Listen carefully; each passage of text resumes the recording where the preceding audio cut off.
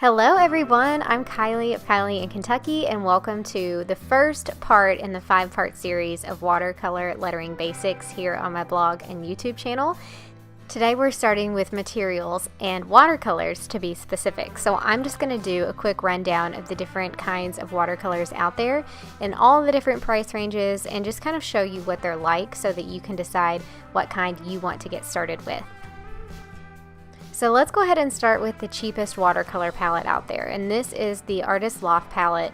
This is the kind that I have. It's from Michaels. There are other versions at different craft stores, but it is a little bit low quality, but look at the amount of colors that you get. And to be honest, this is what I have been using ever since I started watercolor lettering. It's lasted me a really long time. I see people on Instagram using this palette, and I think there's nothing wrong with it at all, especially when you're getting started. So as you can see, these are kind of little powdery pigments, and you use water to activate them and then use them as watercolor. Pretty standard stuff. And like I said, the colors are nice. There's a lot of variety. They blend well together, and I think this is an excellent option for anyone getting started. Next up, we have a Tombow dual brush pen, and I've included this as an option because if you're already lettering, then you're probably familiar with Tombow dual brush pens, or you already have some in your stash, so you won't have to go out and buy anything. So I use these all the time as watercolors. You do need a blending palette or a little plastic surface to blend them on, but as you can see, this pink color is beautiful as a watercolor, and I'm going to show you a couple other choices here as well. If you are looking for a detailed tutorial on how to use these pens as watercolors, I've done this method in a couple of previous YouTube videos, so I'll link those in the description box below, as well as the blog post that goes with this video.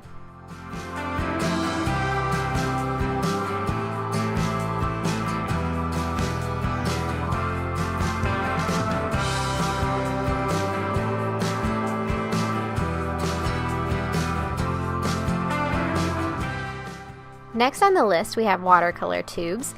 These are actually my least used item because I have a limited color selection. So to get any interesting or unique colors, I would have to do the mixing myself, and I ain't got time for that. But they are really high quality and very pigmented for the price. So as you can see, the paint comes out and it really resembles like a thick acrylic paint. Then you add water to it to make it a little bit more like a watercolor. You can add a lot of water and get a really sheer color, or you can leave it pretty pigmented, and as you'll see in just a moment, the colors are actually pretty fantastic.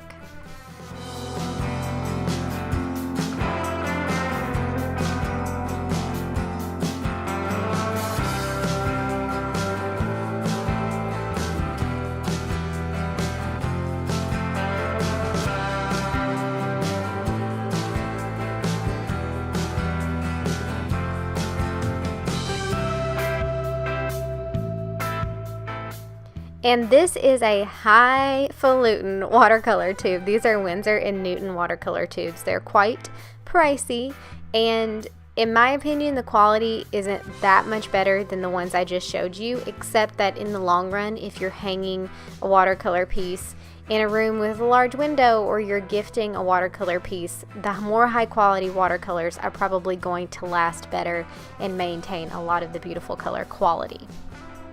But that's the only difference, and you use them the exact same way.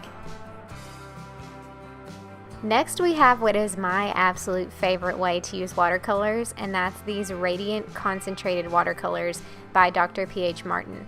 They're expensive as well, but you only literally need one drop, okay, one stinking drop, and you can get some of the most pigmented, beautiful, radiant watercolors. I guess that's where they got their name. And this bottle will literally last me forever. So for the price, when you think about how long and how much mileage you can get out of one bottle, it's actually quite affordable and economical. So once again, you just drop the liquid onto a palette, you add water, and then you'll see here in just a moment that this is absolutely the most beautiful, pink, gorgeous watercolor ever.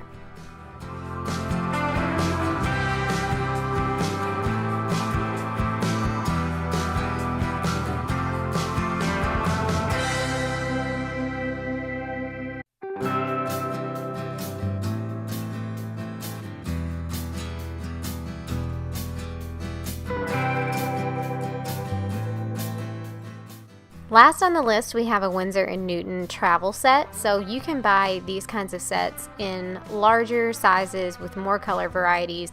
This is quite an expensive set, but the quality is really amazing, and this one in particular comes with a teeny tiny little brush that I'll show you.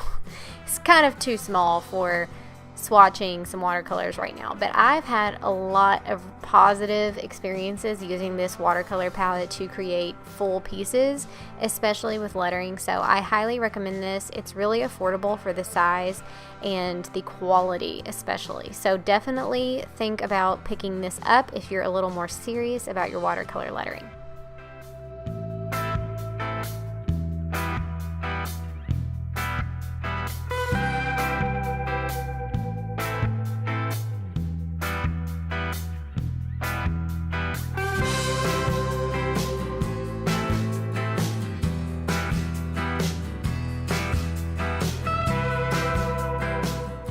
And although this palette is excellent quality and I've had really good experiences with it, please, please, please, if you're just getting started, go ahead and buy that Artist Loft palette.